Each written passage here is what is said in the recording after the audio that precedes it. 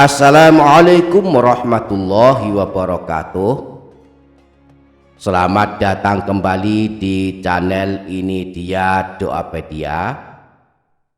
Bismillahirrahmanirrahim. Alhamdulillahirabbil alamin. Wassalatu wassalamu ala asyrafil anbiya'i wal mursalin sayyidina wa maulana Muhammadin wa ala alihi wa sahbihi ajma'in. Subhanaka la ilma lana illa ma 'allamtana innaka antal alimul hakim. Amma ba'du, para sahabat, berdoa adalah ibadah, termasuk bagian dari menaati perintah Allah, di mana Allah berfirman, berdoalah kepadaku, niscaya aku kabulkan.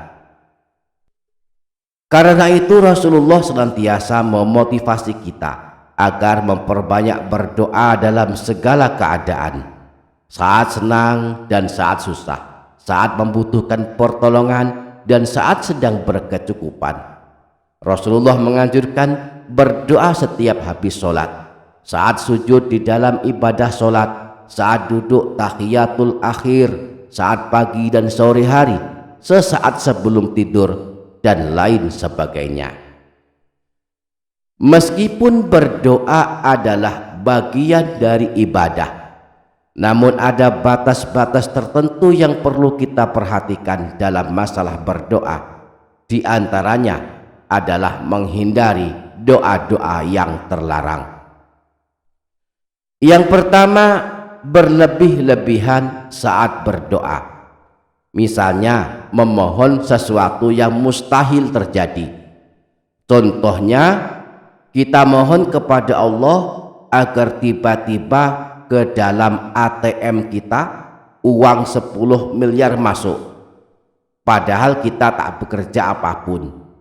Atau misalnya kita minta kepada Allah agar hidup abadi, tak pernah mati, minta dapat hidangan dari langit seperti umatnya Nabi Isa, minta pertolongan kepada Allah agar dapat berbuat maksiat dengan bebas, dan lain sebagainya. Ini berdoa yang berlebih-lebihan, termasuk doa yang terlarang. Yang kedua, berdoa memohon kejelekan dan keburukan. Sayyid Abdullah bin Alawi Al-Haddad dalam kitabnya Risalatul Mu'awanah menjelaskan tentang larangan mendoakan jelek dan melaknat, baik ditujukan pada diri sendiri, orang lain, maupun sesuatu apapun di luar dirinya.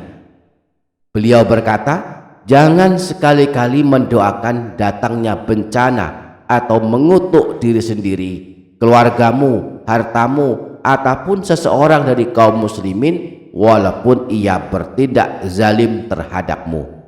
Sebab siapa saja mengucapkan doa kutukan atas orang yang menzaliminya, berarti ia telah membalasnya. Rasulullah telah bersabda, jangan mendoakan bencana atas dirimu sendiri, anak-anakmu, ataupun harta-hartamu. Jangan-jangan hal itu bertepatan dengan saat pengabulan doa oleh Allah Subhanahu wa ta'ala. Yang ketiga, mendoakan ampunan untuk orang kafir. Ini termasuk doa yang terlarang. Haram hukumnya mendoakan orang kafir agar mendapatkan ampunan Allah setelah meninggal dunia.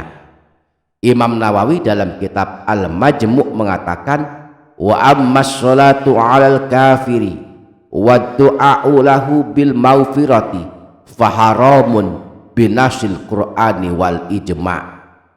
Adapun mensolati orang kafir dan mendoakan agar diampuni dosanya, maka hal ini merupakan perbuatan haram berdasarkan nas Al-Quran dan ijma' para ulama.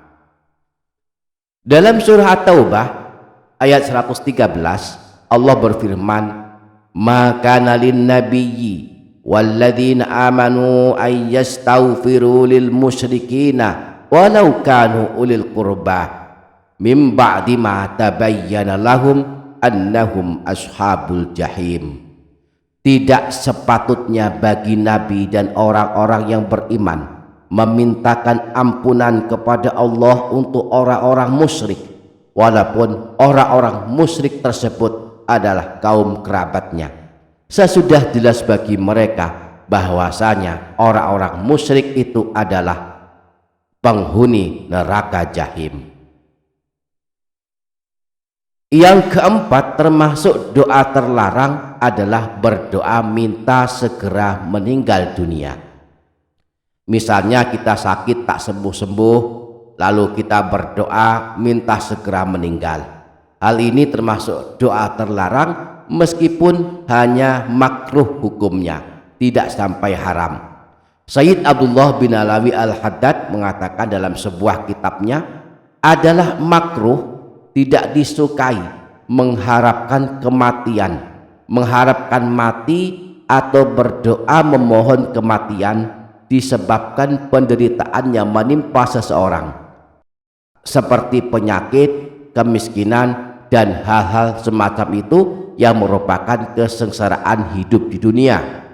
Namun jika ia merasa takut hal itu akan menjadi fitnah atau godaan berat terhadap agamanya, maka hal itu diperbolehkan dan terkadang malah dianjurkan.